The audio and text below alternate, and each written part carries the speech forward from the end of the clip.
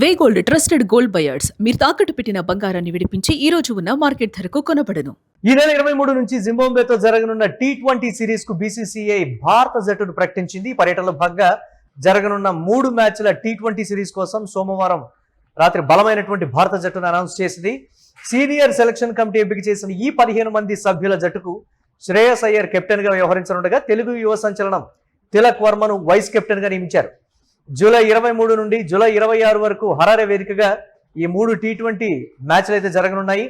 IPL 2026లో తన విధ్వంసకర బ్యాటింగ్తో సంచలనం సృష్టించిన 15 ఏళ్ల బీహార్ యువ బ్యాటర్ వైభవ్ సూర్యవంశీకి మరోసారి సీనియర్ భారత జట్టులో అవకాశం దక్కింది.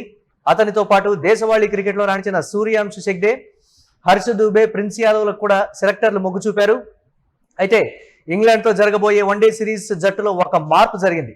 గాయం కారణంగా నితీష్ కుమార్ దూరం కావడంతో అతని స్థానంలో ఆల్రౌండర్ శివం దుబేను వన్డే జట్టులోకి రీప్లేస్మెంట్ గా తీసుకున్నట్లు బీసీసీఐ కార్యదర్శి దేవజిత్ సైకియా ఒక ప్రకటనలో తెలిపారు. ఒకసారి టీంను చూస్తే జింబాబ్వే టూర్ కు భారత T20 జట్టు Shreyas Iyer captain, Vaibhav Suryavanshi, Abhishek Sharma, Tilak Varma vice captain, Ishan Kishan wicket keeper, Shivam Dube, Suryansh Hegde, Rinku Singh, Harsha Dube, Varun Chakravarthy, Prince Yadav, Yash Thakur, Ashok Varma, Mayank Yadav, Prabhsimran Singh మరో వికెట్ కీపర్ గా కూడా ఆల్టర్నేటివ్ గా సెలెక్ట్ చేసినట్లుగా కూడా తెలుస్తోంది. దీనిపై మరిన్ని అప్డేట్స్ స్పోర్ట్స్ అనలిస్ట్ వెంకట్ అందిస్తారు. వెంకట్, జింబాబ్వే టూర్ కు సంబంధించి చేసినటువంటి ఒక టీమ్ అనౌన్స్మెంట్ అనేది ఏ విధంగా చూడొచ్చు అంటారు? చిన్న జట్టే కదా అని ఐర్లాండ్ విషయంలో తక్కువ అంచనా వేస్తే జలకిచ్చింది.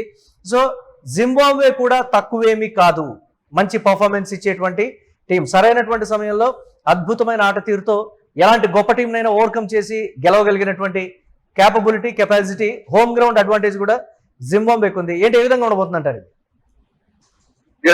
2027 ప్రపంచ కప్ కి సంబంధించి చూసుకుంటే ఇది చాలా అంటే భారత ఆటగాళ్ళు, కొంత యువ ఆటగాళ్ళు అక్కడ అవార్డు పడటానికి టీమ్ సెలక్షన్ పరంగా చూసుకుంటే చాలా సాటిస్ఫైడ్ అనమాట. అంటే ముఖ్యంగా కీలక ఆటగాళ్ళు అంటే ఇప్పుడు వన్డే జట్టుకు సంబంధించిన T20 జట్టుకు చూసుకుంటే ఒకవేళ ఏదైనా ప్రయోగాలు చేయాలి వన్డే జట్టులో అనుకున్నప్పుడు ఖచ్చితంగా వీళ్ళ సెలక్షన్ అనేది చాలా వరకు కూడా జట్టుకి ఎంతగానో ఉపయోగపడేటువంటి అవకాశం ఉంటుంది. అదే విధంగా ముఖ్యంగా అంటే కీలక ఆటగాళ్ల విషయంలో కూడా చాలా జాగ్రత్తగా వ్యవహరించడం జరిగింది గత కొన్ని రోజులు. అయితే ఇక్కడ తిలక్ వర్మ విషయంలో హ్యాపీ అంటే మన తెలుగు వాడని కాదు కానీ తిలక్ వర్మ గత కొన్ని రోజులుగా ఆడుతున్నటువంటి ఇన్నింగ్స్లు కానీ లేదంటే అతను రాణిస్తున్నటువంటి విధానం కానీ ఇవన్నీ కూడా చాలా ఆకట్టుకుంటున్నటువంటి పరిస్థితి. ఓకే, ఆ విషయం సంగతి పక్కన పెడితే ఇక్కడ టీమ్ సెలక్షన్ లో చేసినటువంటి అంటే తీసుకున్నటువంటి అతి మంచి నిర్ణయం ఏంటి అని అంటే ప్రభ్సిమ్రన్ ఓపెనర్ గత 4 ఏళ్ల క్రితమే అతనికి అవకాశం రావాల్సి ఉంది. కానీ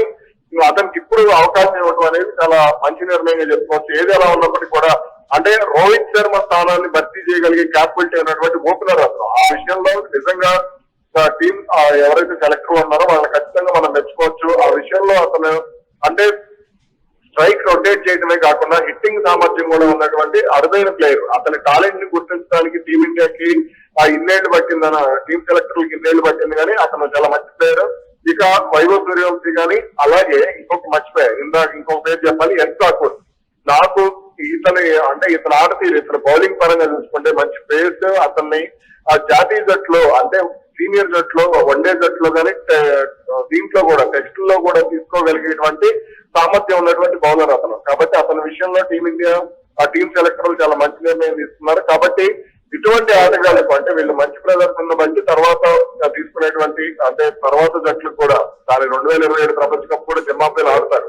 కాబట్టి ఇది ఖచ్చితంగా చాలా మంచి నిర్ణయంగానే మనం చూడొచ్చు. ఇక టీమ్ లో కొంతమంది అంటే యువ ఆటగాళ్లు ఇప్పుడు ఎవరైతే వైభవ్ సూర్యవంశీ కానీ ఇలా కొంతమంది యువ ఆటగాళ్లు ఉన్నారో వీళ్ళ విషయంలో అంటే మరోసారి అవకాశం ఇవ్వాలి అనుకోవడం కూడా మంచి నిర్ణయంగానే చూడొచ్చు.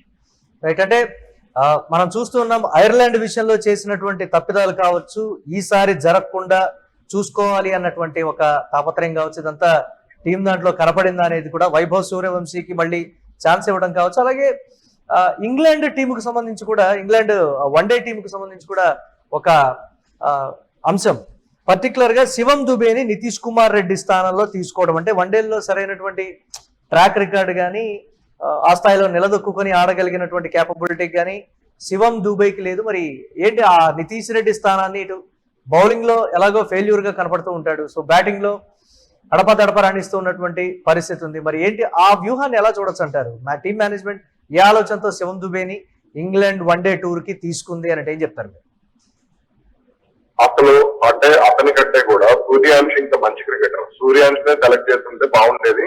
కానీ శివం దుబే విషయంలో ముందు నుంచి కూడా నాకు అసంతృప్తిగానే ఉంటుంది. ఎందుకంటే నాకే కాదు, చాలా మంది అతని ఫీల్డింగ్ విషయంలో కానీ, అతని ఆక్సియర్ విషయంలో కానీ, అతని యాటిట్యూడ్ విషయంలో కానీ, అంటే ఏదో ఆ జట్టులో డిపెండ్ అయ్యి ఆడుతున్నాడేమో అనేటువంటి ఫీలింగ్ కూడా చాలా మందిలో ఉంటుంది. అంటే ఏదో అంటారు చూసారా, గాడ్ ఫాదర్, గ్రాండ్ ఫాదర్ అని, ఆ టైప్ లో అతను ఆర్టీర్ అనేది కనపడుతుంది అనే విషయాన్ని అయితే మనం అర్థం చేసుకోవచ్చు. కానీ అతన్ని కంటే కూడా మంచి ఆటగాళ్ళు చాలా మంది ఉన్నారు. ఇప్పుడు కేకేఆర్ లో ఒక ఆల్రౌండర్ కూడా ఉంటాడు, అతని పేరు. అలాగే ఇటు చూసుకుంటే దేశవాళీ క్రికెట్ లో కూడా ఇప్పుడు మన కర్ణాటకకి సంబంధించి కూడా కొంతమంది యువ ఆల్రౌండర్లు చాలా మంది ఉన్నారు. కానీ వాళ్ళు ఎవరిని పరిగణించకుండా శివం దుబేనే, అంటే ఇప్పుడు 3 ఫార్మాట్లకి ముగ్గురు, అంటే 3 ఫార్మాట్లకి సంబంధించి 3 జట్లు ఉండాలనేటువంటి ఆలోచనతో గంభీర్ వచ్చాడు. ఆ ఆలోచన కూడా టీం యాజమాన్యం గానీ బీసీసీఐ గానీ ఆమోదించింది. దానికి తగ్గట్టుగానే అతను ఎవరినైతే బయటికి పంపించాలనుకున్నాడో, ఎవరి కోసం వ్యూహాన్ని అమలు చేశాడో అది వర్కౌట్ చేశారు. కానీ ఇక్కడ వీళ్ళ విషయంలో, వాషింగ్టన్ సుందర్ విషయంలో కానీ, హర్షిత్ రాణా విషయంలో కానీ, ఇలా కొంతమంది ఆటగాళ్ల విషయంలో మాత్రం అది పర్ఫెక్ట్ గా అమలు చేయడంలో ఫెయిల్ అవుతున్నారు. శివం దుబేని ఇంకా నయం, శివం దుబే కంటే కూడా ఆయుష్ బదాని కానీ, లేదా కొంతమంది ఆటగాళ్ళు ఉన్నారు, వాళ్ళని తీసుకుంటారేమో అనుకున్నా కానీ అతని ప్లేస్ ఆయుష్ బదాని కూడా కొంత బౌలింగ్ ట్రైనింగ్ ఇచ్చి, హర్షిత్ రాణా బ్యాటింగ్ ట్రైనింగ్ ఇచ్చినట్టు ఆయుష్ బదానికి కూడా బౌలింగ్ ట్రైనింగ్ తీసుకుంటాడేమో అనుకున్నా కానీ తీసుకోవాలి. చూడాలి ఏ విధంగా ఉండబోతుంది అనేది దీనికి సంబంధించి. Thanks for analysis Venkat. ఇక జింబాబ్వే పర్యటనకు భారత టీ20 జట్టును కూడా బీసీసీఐ ప్రకటించింది. యువ సంచలనం వైభవ్ సూర్యవంశీకి మరోసారి సీనియర్ జట్టులో చోటైతే దక్కింది. టీ20 సిరీస్ కు జట్టును కూడా ప్రకటించింది బీసీసీఐ. కెప్టెన్ గా శ్రేయస్ అయ్యర్, వైస్ కెప్టెన్ గా తెలుగువాడు తిలక్ వర్మకి ఛాన్స్ ఇచ్చింది. ఇక ఇంగ్లాండ్ తో వన్డే సిరీస్ నుంచి నితీష్ కుమార్ రెడ్డి గాయం కారణంగా వెనుదిరగడంతో నితీష్ స్థానంలో శివం దుబేకు చోటు కల్పిస్తూ కూడా నిర్ణయం తీసుకుంది టీం మేనేజ్మెంట్.